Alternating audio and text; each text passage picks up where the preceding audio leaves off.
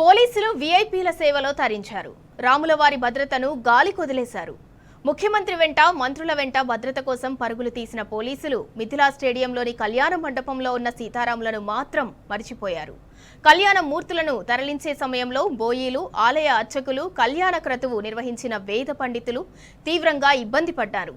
స్వామివారి తలంబ్రాల కోసం భక్తులంతా కళ్యాణ మండపంపైకి ఎగబడి దూసుకురావటంతో ఉత్సవ మూర్తులకు కిందకి దింపటం, ఆలయానికి తరలించటం కష్టంగా మారింది.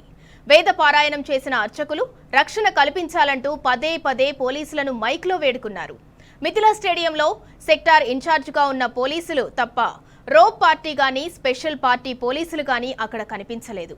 దీంతో జనం కళ్యాణ మండపం మీదకి ఎక్కిన భక్తులు అలంకరణ చేసిన పూలు, పండ్లు, మామిడికాయలు, తలంబ్రాలు ఏది దొరికితే అది తీసుకుపోయారు.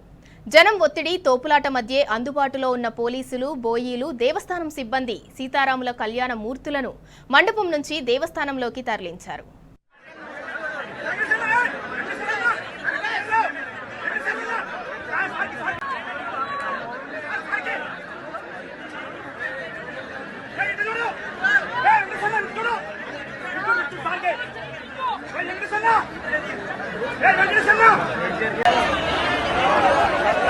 Gracias.